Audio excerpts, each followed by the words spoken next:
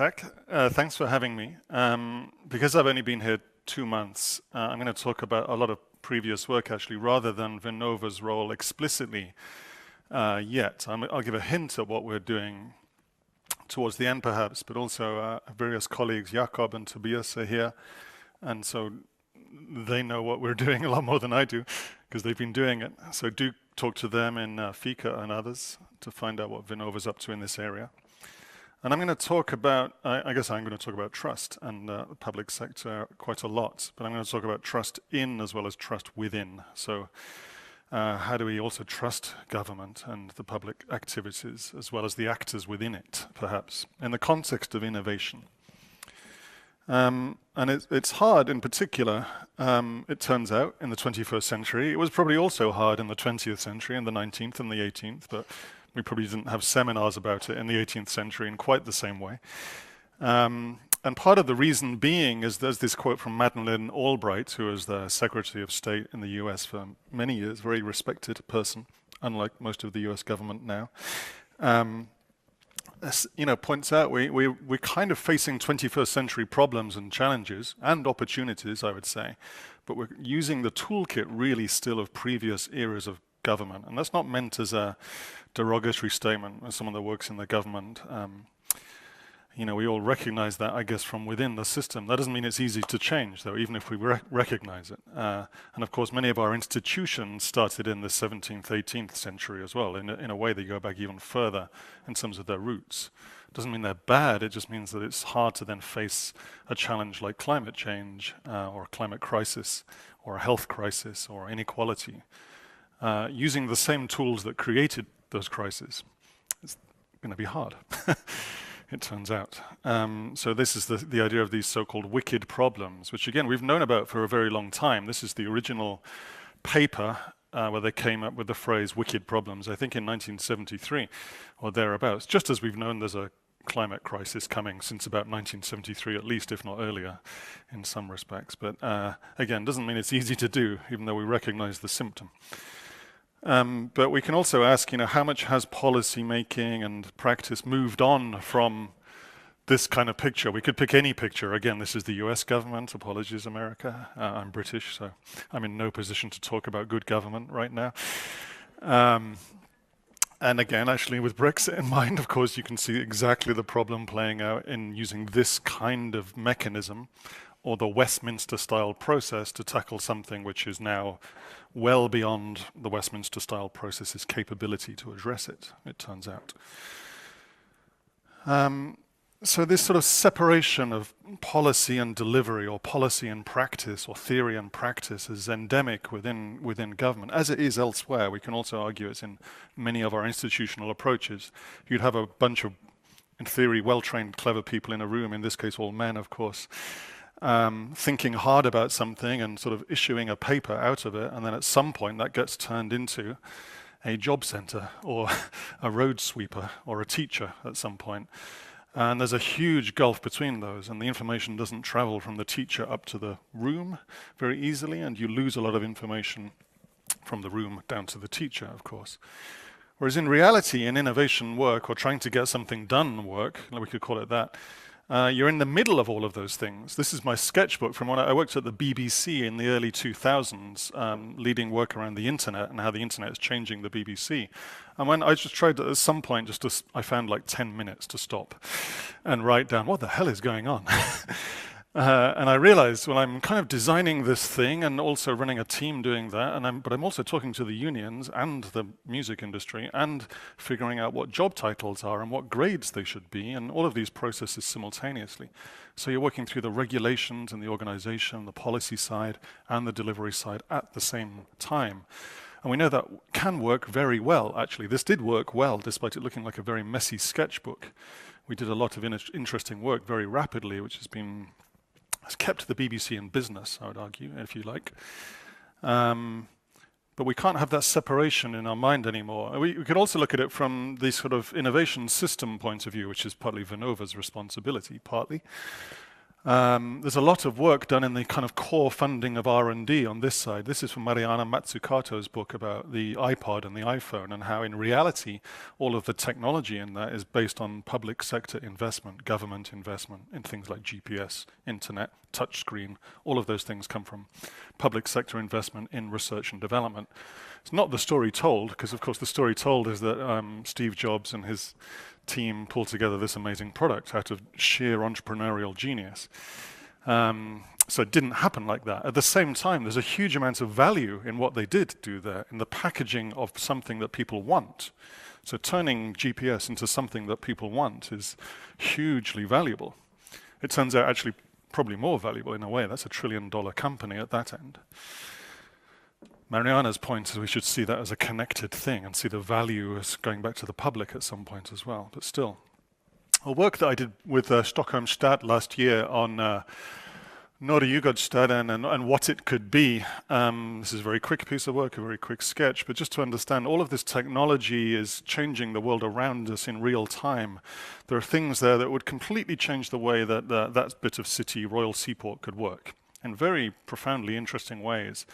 But it's fast. You know, these are fast layers, these autonomous shuttles and cargo bikes and the way that streets change, and those things move much faster than the planning process does traditionally. So how do they do that? That's again, you're in the middle of all of those things. You don't have time to sit in a room for 12 years and think about the plan anymore, even though that's what happens in major cities. I'm not saying anything about Stockholm Stad here, by the way. It's a perfectly nice place. Very well run, good people. But the question then isn't the technology as such. All of that's available. Everything in that picture is right now available at a market price, tested in cities. You know, even autonomous shuttles, they're trundling around Helsinki right now. So the question is, what's the question behind that? The tech is, you know, one thing. This is what Cedric Price, the British architect, said in 1965. Technology is the answer, but what was the question? The key question is, what kind of city do we want in that case? What do we want Norra Djurgårdsstaden to be? What do we want Stockholm to be? That's a much more interesting question you have to approach holistically. You can't just look at it from a technology or an engineering or even a science point of view. It's beyond that. And as you can see this happening in action, this is a long quote from Jean-Louis Misca, the Deputy Mayor of Paris, but the bit in red is key, talking about these autonomous shuttles and vehicles. He said, we should announce before 2020 that in Paris, no privately owned autonomous vehicle will be allowed. It should only be mobility as a service, not mobility as ownership. So that's saying that if you're making a Volvo autonomous vehicle as a car or a Tesla or a BMW, that you're not going to be able to drive it into Paris, according to the Deputy Mayor of Paris. That's a long way from delivery, by the way. That's a classic, not even a policy statement. That's a policy hint, suggestion. He's testing in public an idea there. But it's profoundly interesting because he says, we as Parisians need to make a decision about the way we want Paris to be. Otherwise, it will be what BMW wants Paris to be, which is probably looks like a big car market, if you like. And that's what happens if you don't think about that in advance, if you don't move faster in that way. So the key issues then are not technical, they're not technology questions. We can't run them in the same way that we did, arguably, with policy making, looking at technical development or seeing urban planning as a technical process. This is about culture and identity and ownership and politics. Who owns the car? Is it you? Is it Paris Commune? Is it a cooperative in your neighborhood? Is it BMW running it as a service? All of those things are options. We need to decide as government, how do we have decision making about that? That's different.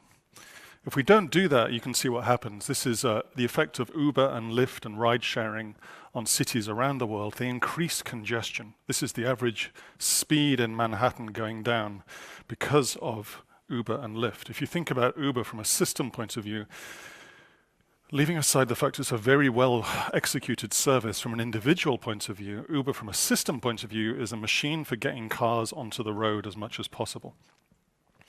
That's why it works for you as an individual. If you pull it out of your pocket, it turns out, oh, there's always a car nearby. That's amazing.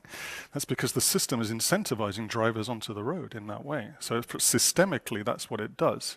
Now, that's probably the exact opposite of what most cities are trying to achieve right now, which is remove private cars from streets, actually, as much as possible. Some cities are very explicit about it: Oslo, Paris, London, Stockholm has a congestion charge, obviously. Others are just not explicit yet, but they will be soon. So it's the opposite, but it's tough because, again, from an individual point of view, it works incredibly well. As I'm an interaction designer by background, so when I look at that app, I can recognize that's a very professional piece of work. Well done, Uber. There are hundreds of designers, working on it in Silicon Valley. Of course, it's very good. But from a city point of view, it's a terrible design, if you like. And you could say, well, maybe that's not Uber's job, but separate argument. But it's certainly our job to look at all of those levels. So we have the user for sure, and we have the service, the Uber level for sure, but we also have the collective impact on the city and the environment to take into account. That's why, frankly, public sector work is harder than private sector work. It's much more complicated, more complex in that way. You can do it very well, I think. I think it's done very well in Oslo, by the way. I mean, we have a person from Oslo talking next. But the bike sharing system there, those of you know, obviously Oslo does not look like this all the time. We can say that at least. But it looks like this sometimes, and the bike is incredibly well done. It's run by a private company, but it's done almost effectively as part of the public transport system. It's procured by the city very effectively indeed. It's technically brilliant, I would say, again, as a designer and a technologist. Extremely good. The way that they talk about it is Oslo's bikes, so it's the city's bikes, it's your bikes, that's the name of it. In London, the bike sharing system is called Santander Cycles, because it's sponsored by Santander, the bank.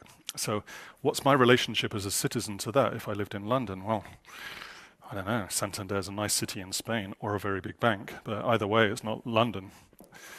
So in Oslo, actually, it's kind of produced on this basis, and they play with that identity well. Their maintenance costs are lower, I would argue, as a result, because people care about the bikes because it's their bikes, it's the city's bikes, you're a citizen in the city. There's a clear relationship between it. If you use the market to operate that and you have multiple competing brands there, some of which are sponsored by JCDecaux or Santander or whatever, what's your relationship as a citizen? You know those things are far more capital than you do, probably more than the city does. So do you care about the bikes in the same way? Arguably no. So it's complicated, it's interesting. It's very well designed, again, technically, I won't go into that. They share the data openly with the city, so there's no kind of question about having to buy it back, as you have to if you want to get Uber's data, for instance, or at least you did in the first 4 or 5 years of Uber's existence. This enables the city to plan effectively. They can see routes that showing demand for something that was in the bikes, which they couldn't see from looking at their data around buses and trains and trams.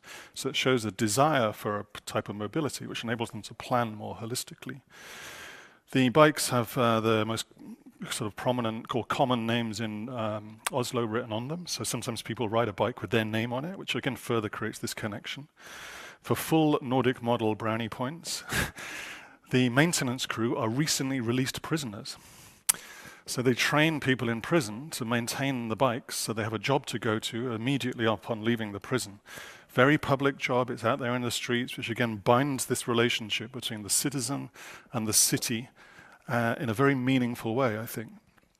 Same in Trondheim and Bergen now, and now Edinburgh as well. So they're balancing those 3 levels, again, flexibility for the individual. It has to work for me as an individual, it has to be a bike, and it works. But also efficiency for the operator. They use lots of very clever technology in terms of predicting where bikes are and how to get them back. But it also has this civic outcomes for the city. It's managed effectively so that it works for the city as well. Everything from the prisoners through to bikes not littering the pavement at the wrong time of day and so on. So where you draw the line here is a trust question, actually. That, as you see, could build trust between me as a citizen and the city and the operators within the city, the public administrators that designed and procured the service. That becomes a very positive relationship. Do you have the public interface visible, as you call it Oslo Bikes, or in London, you'd say Transport for London, or SL here. Then I know that I'm paying money to that thing and it's delivering me a good service. I build trust accordingly through that delivery. You can have a private operator under the hood, if you like, under the bonnet, but you can build trust from the public with the public sector by actually being visibly part of the delivery. It's a real shift, I would say. In the UK, The government websites have been rebuilt by a team inside the government. So all of that was previously outsourced to 5 large tech companies. You can imagine the names, all based in London, the big tech companies. They built a team inside the government, employed directly, not consultants, but employed directly in the cabinet office, the heart of the government. They built a new website very rapidly. Thousands of websites needed collecting together. They built standards and principles. It's an exemplary piece of work. It won Design of the Year, blah, blah, blah. It saved £1 billion a year by building it inside. So what's that, 10 billion kroner, roughly, as opposed to outsourcing. And it was a better product. Saving £1 billion and better product, it's kind of an unbeatable public sector set of cards, that, isn't it? So there you have the public interfaces with the government, of course, but there's public delivery as well as private delivery. In fact, they looked at all of the procurement around it and realized it was going to 5 big companies who weren't doing a terribly good job. Now they rewrote that and they have a totally different procurement model, and there's something like 5,000 small companies up and down the country working for it as well in a delivery model. So even when they do outsource, it's done more effectively. In Argentina, using the same kind of principles, actually the same people now working with the Argentinian government, they rebuilt a digital driving license in 65 days from start to finish. Internal team working with a platform-based approach, digital innovation, service design, iterative policy making. In fact, there was very little policy making. It was just we need a digital driving license. 65 days start to finish. All of the service design flushed out all of the user needs. What are the issues around disabilities? What are the issues around not having a smartphone? That's all done as part of the design process. So 2 months, 3 months, maybe. How long would that take with a normal approach? 3 years? I don't know. I mean, it's not easy, but it's easy if you do it in this way. And the key thing was there was no separate policy-making process. It was a design process. There's kind of challenging words, but still. And I would say the tricky thing here is that don't get too excited, because that's just the front-end delivery. That's taking a driving license and then putting it on a smartphone. So a good thing, saves loads of money, much better service. But the bigger question, the bigger policy question is, have you accidentally just made it easier for people to drive in Argentina by making that process quicker? We need people to drive a little bit less. You know, in Sweden last year, the emissions went up from cars, even in Sweden, which is par exemple, one of the best in the world for climate policies. So this is the tougher policy question. Can you use that process to unpick whether people should drive as much in the first place? Not just the mechanics of making a driving license. That's the kind of easy one. This one's far tougher because this is ethical and political. It's not just a technology question. So for an example of that, I'll switch to Finland and just show this kind of agile policy making in practice. I worked at Sitra in Finland, which is a bit like Finnish Vinnova a little bit. One of the things we were looking at was food and energy, because food, as you know, is a huge carbon problem as well as many other things, health and so on. Many people in Finland, this was about 8 years ago, in Helsinki wanted to start small cafes, start street food things, not just have basically hot dogs for drunk people late at night, but also falafels and sushi and all of that. It was very hard to do that because it was very hard to get through the regulations. You had to fill in lots of forms. It was almost impossible for anybody to break into that system. The system was accidentally designed to end up with sausages for drunk people. Wasn't a policy statement, clearly, but it came from that understanding. So what happened was that, I'll just play that again, about 40 people said this isn't good enough, but we tried to change the system. So what if we all open a cafe from our apartments on Saturday, all at the same time, simultaneously? We just sell food, no one can stop us. They can't arrest us all. So that's what happened. That woman is making an egg and bacon sandwich in her kitchen, lowering it to the street in a basket. You put €5 in the basket, you get the sandwich in return. So it's an illegal act. She does not have a permit for this. She's got no environmental health certificates, whatever. They were very nice egg and bacon sandwiches, I can tell you. This Argentinian woman is making empanadas, the Argentinian street food. This person is dressed as an empanada to advertise this is what's going on. This is what citizens will do when they want to change something. They'll dress as street food all day. This is a Thai soup kitchen in the park. I mean, it was just beautiful, actually. The food was amazing. Thousands of people came out. It ran every 4 months for about 4 years. It spread to 40 countries worldwide, all completely illegal in a sense, or at least in the grey area. We worked with the deputy mayor, Pekka Sauri, who's sort of said, what can I do? This is a classic trust question. You know, if I say, go for it, this is great, you know, we love this, Helsinki innovation, what if we're liable for someone eating a bad sandwich who then gets ill? That could be a fact. But I can't say nothing, because it's going on all over the city. There's thousands of people right now. We need to think about this. But he couldn't change the law just like this. So it was self-organized completely. They used Facebook to organize it. They built 4 mobile apps in 2 days. Imagine doing a public procurement process for that, how long that would take. They, of course, did it themselves. These old kiosks, which are all over the city from the 1930s, often unused, were brought back into life. It was kind of amazing. The issue was the day after, it's called Ravintolapäivä, restaurant day, they snapped back to that because the law hadn't changed. In this case, the leasing structure on these was 2 years. You had to take out a 2-year lease to get into that thing. Now, if you think maybe I have half an idea that I could sell coffee or make sushi there, I can't promise you 2 years worth of rent on that basis. Restaurant day gave you a chance to test and prototype in public. Do I like making coffee for people? Is there business there? I don't know. So it was really interesting. We then wrote a book about Finnish food culture, because we were thinking, what do we do about this? We dug back into the Swedish years, the Russian years, and so on. We partnered then with the city and their food incubator, and we built a program called Open Kitchen, which would take people that wanted to run a restaurant that had been doing this thing and help them get through the process. So we had people apply in video, actually, and a really diverse set of people. It was super interesting. And this was not teaching them how to cook, because they knew how to cook. We could see that. No one did get sick, by the way, in 4 years of running it. Goes to show, if you trust. We worked with the top chefs in the city, basically teaching people how to open a restaurant, how to run it, how to hire staff, where to get organic vegetables from, all of the things they don't teach you in cooking school or on MasterChef, basically.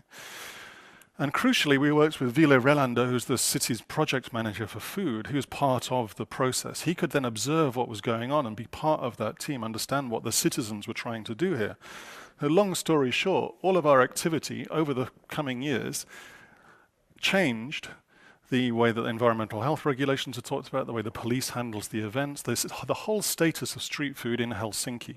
And I draw this wiggly line because I can't say that our work changed that directly or their work changed that directly. This is the reality of this kind of innovation. There isn't a straight line. Now Helsinki is known for street food to the extent it's produced a book about it, and there's Pekka Sauri, the deputy mayor, inside the book. And now, proudly able to talk about that kind of thing. So this is this final point, really.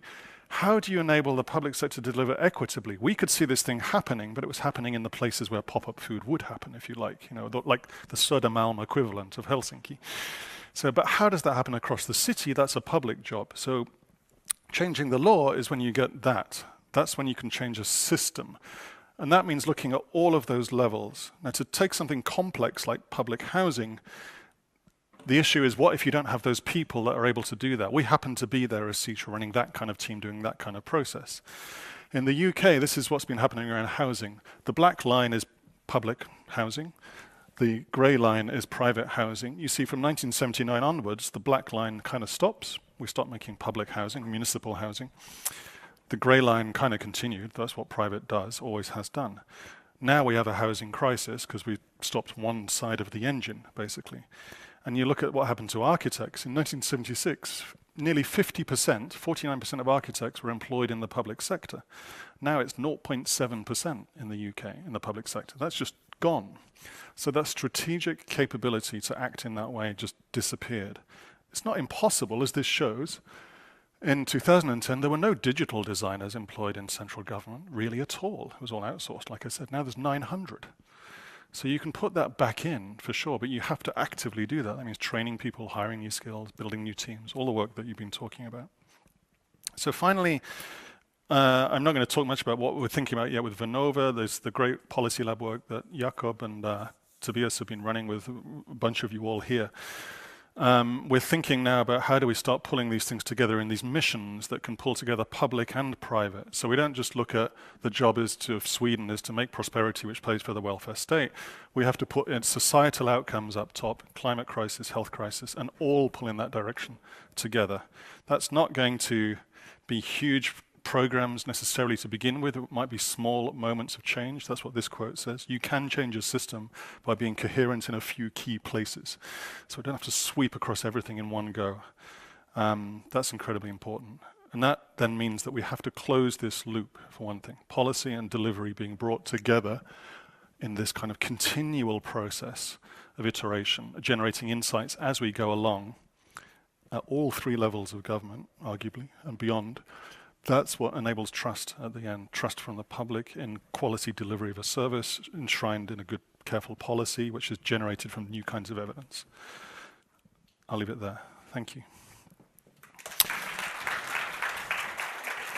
Sorry.